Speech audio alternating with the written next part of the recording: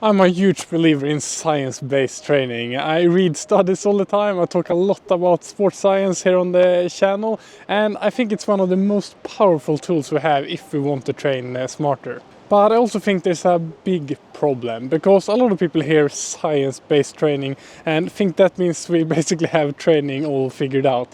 But that couldn't be further from the truth. And one of the big reasons why I wanted to make this video is this really interesting publication that came out last year from the Sports Science Replication Center. And the researchers went back and looked at 25 sports science studies and tried to replicate them as closely as possible. And the result was pretty shocking. Only 7 out of the 25 held up strongly enough to count as a successful replication. That's just 28%. And even in those cases where the replicated study pointed in the same direction as the original one, the effect was usually smaller when they replicated it. So a lot of the strong conclusions people have drawn from different individual studies look much less certain when another group tries to repeat the exact same thing. And honestly, in a way, this makes perfect sense, and it actually confirms something I've been thinking about for many years. Because researchers are rewarded for strong, exciting, statistically significant findings. And those are the studies that get a lot of attention, those are the ones that get cited a lot. So even if nobody is cheating or doing anything intentionally wrong, the whole system still pushes in that direction. And that can subtly steer results all the way through the whole process, ending up with giving us stronger results and clearer results from some studies than what is maybe true. That does not mean that sports science is useless, but it does mean that one single study is a dangerous thing to get too confident about. And the crazy part is that some of the best training systems in the world may be almost impossible to prove properly in the kind of studies that sports scientists are actually able to do. For me, sports science has been hugely valuable. Ever since I started studying to become a physiotherapist 15 years ago. I just realized that I'm getting old, but since then I've been obsessed with finding evidence-based approaches. It has helped me become a better athlete, coach and physio. And I still think that understanding modern training research gives a huge advantage. But over time I also become much more and more aware of the limits. Because when you first get into sports science, it's easy to feel like you're getting closer and closer to the truth. Like if you just keep reading, you will eventually find the best way to train. But after a while, something almost strange happens. The more studies you read, the less certain you become. And not because you stop believing in the science, but because you start realizing how hard training actually is to study properly. And how individual the response to training really is, and how much of it we still don't fully understand. I think this is where people massively underestimate things, because training sounds simple from the outside. You compare one method to another, see what works best, and there you have a good answer. But in reality, you're studying human beings and not machines, and it turns out that human beings are pretty complex. People have different genetics, different injury histories, different recovery, different life stress, different sleep, different motivation, different talent, different biomechanics. And of course also different training backgrounds. And there are so many complex processes going on in our bodies and also our brains that will affect how we respond to training. And when you try to turn all of that complexity and fit it into a single study that often doesn't last more than 6 to 12 weeks, and then from that people want to know what is best. But best for what exactly? Best for 6 weeks, best for improving VO2 max, best for staying injury-free, best for an elite athlete, or best for a beginner, or best for someone like me with a full-time job and 2 kids and way too little sleep? Those are of course completely different questions, and we would need thousands of extremely complex and really long studies to get some true answers. And I think this is one of the biggest problems in how people actually see sport science. Because a study usually tells us something much more modest and narrow than people think. It tells us that in this specific small group, under these exact conditions over this period of time, this approach seemed to work better compared to the control group.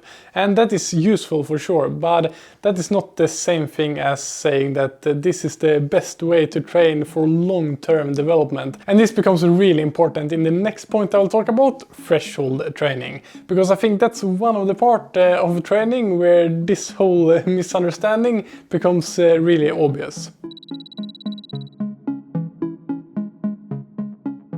I just interviewed Marius Bakken, sort of the godfather of the Norwegian method, a training system built around large amount of sub-threshold work with precise intensity control. And we've seen athletes like Jakob Ingebrigtsen and Andreas Almgren do incredible things with this kind of approach.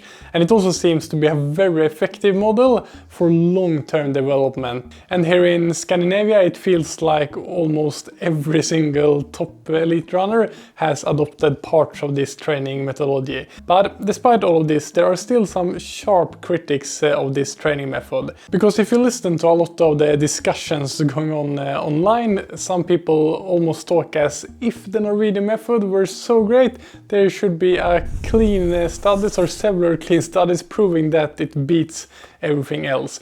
But I think that completely misses the point. Because the thing that may make a system like that so powerful is not that it is some sort of magical short-term protocol. It may be that it is an incredible strong long-term system, a system that lets all kinds of athletes stack great training over years, which is what it takes to get your aerobic system to its true potential. And that is much harder to prove in the kind of studies that are actually doable. It simply will never happen that they make many different intervention studies over several years where they take a large number of athletes and control the training both for an intervention group and a control group and test a lot of different things.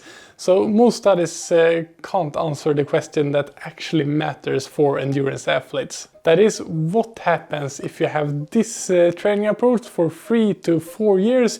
And that is also a completely different question from what happens after 8 weeks, which is more of a typical length for this kind of training intervention studies.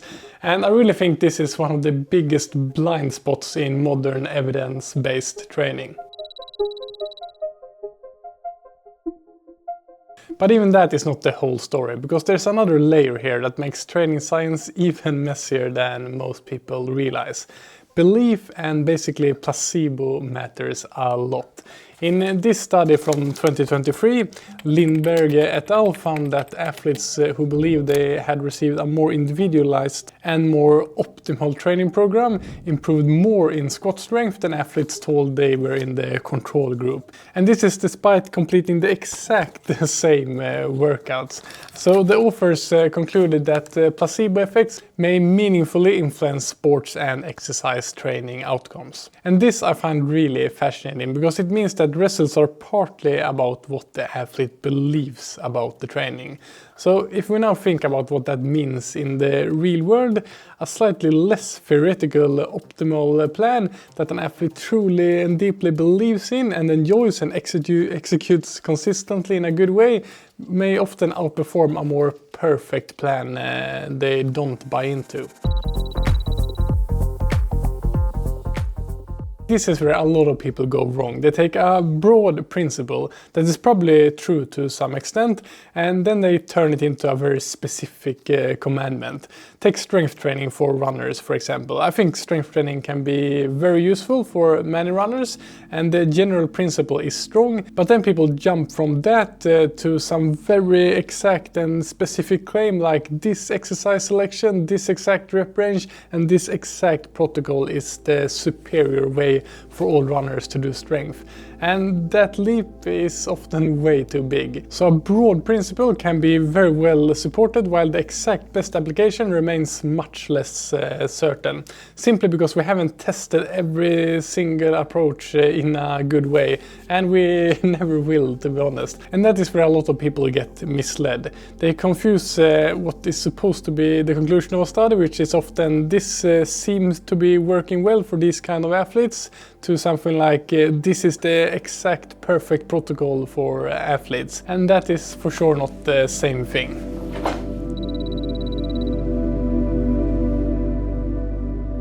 I realize this video might seem a bit negative, but does all of this mean that science when it comes to training is completely useless? No, absolutely not. And I really want to be careful here, because I think one of the dumbest reactions to the limits of science is to go the other extreme and become anti-science. Because science is still incredibly valuable. It helps us rule out bad ideas, it helps us see different patterns, and it helps us to understand different mechanisms. And it gives us much better odds than just guessing and going by experience.